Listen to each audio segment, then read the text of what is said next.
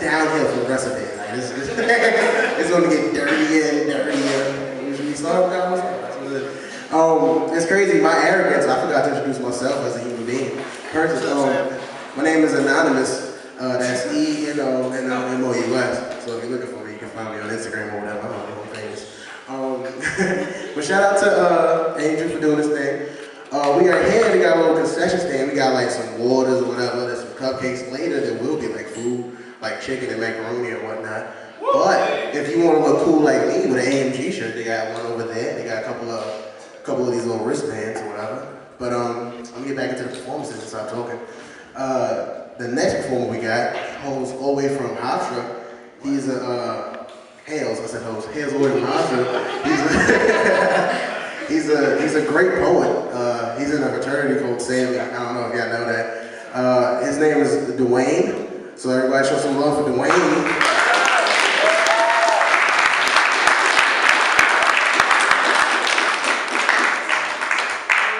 Young man with glasses right here. First of all, much love to everybody performing right now. Give yourself a hand in advance. I'm going to do two things. I'm going to speak, and I'm going to do poetry. It's called spoken word. I'm going to start out with the first one I wrote. If you like it, you like it. If you don't, get my ass out of here. All right.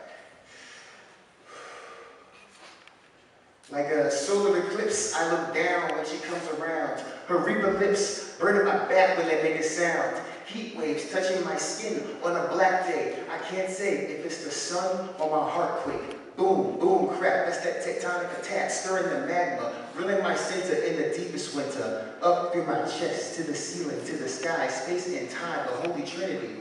This record scale reads infinity. Now, truthfully, I can see my mind's decline into poverty. For a penny from my thoughts will give you the full quality of a sane man, turned a no-brain man. Now he's running for the same plan, falling through her hands like a grain of sand. Now, please understand that I am just a young man that's out of the ice box into the frying pan. We call that perfect insulation, broken by temptation, by the toxic sensation granting us inebriation. Floods and winds could destroy this whole nation. If when it's over, I could rest with her in celebration. Or I could be this whole damn world's ruination, and you would not steal me, because I will be the sunshine stabber with my rain cloud dagger, the unicorn horn destroying other father to fire, forsake destiny to be by her, and her reaper lips still force mine to still fire. Now I cannot cheat her, for she is something like a soul leader, so put mine on a silver platter. We out here like dark matter. No one.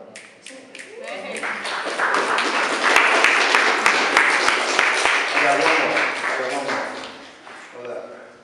Gotta be narcissistic real quick.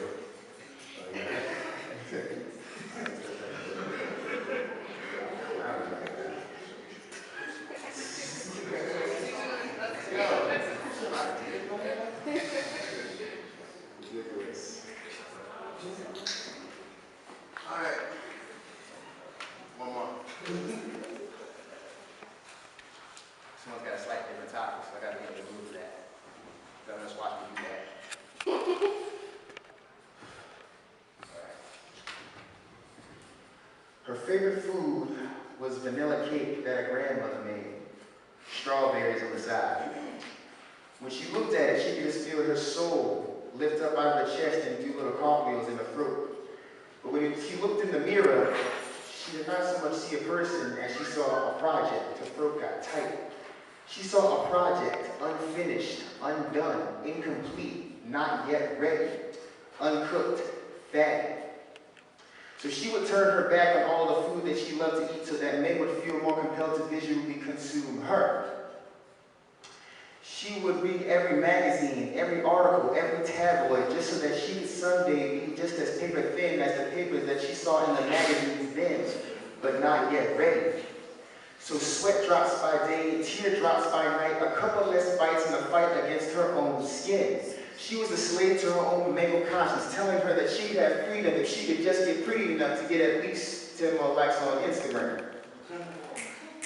So milligram, kilogram, another pound down the drain, and only 365 plus more days until liberation from physical was almost ready. But with each pound less heavy, each milestone met, it would seem that she would only forget another part of her that she left behind. Like the peace of mind from first hearing, you can be whatever you want to be as a child. She would forget the feeling of fullness. She would forget the feeling of fulfillment. She would forget the feeling of having enough food in her stomach to make it the day without fearing getting up too quickly lest she risked throwing up. She would forget the purpose of a mirror, to reflect, because when she looked in the mirror, all she said was a reject. All she saw was a reject.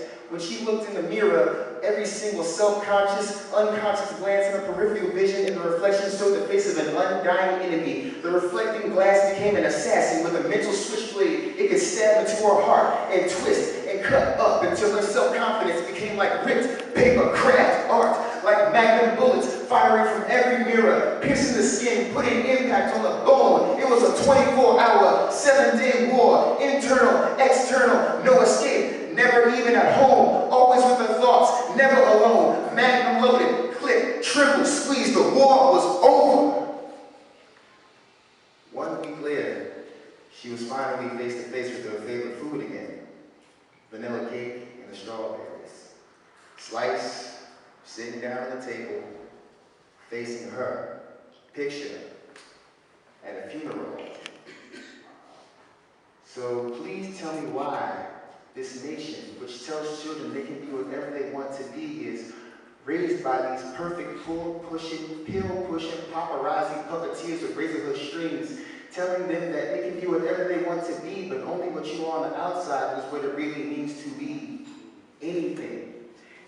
Saying things like, drink this, lose 12 pounds, get a new life in 2 weeks, like your children will love you more if you have slimmer cheeks, like your career will be worth more in the future if you eat a couple grilled leeks. Like, please live to look amazing, but die before looking unique. The DMV makes us wait in line to get our driver's licenses, and ain't nobody got time for that. But why wait forever on a treadmill of insecurity, getting tired, killing yourselves, going nowhere just to get a license to live? It makes my blood boil. It makes my bones quake.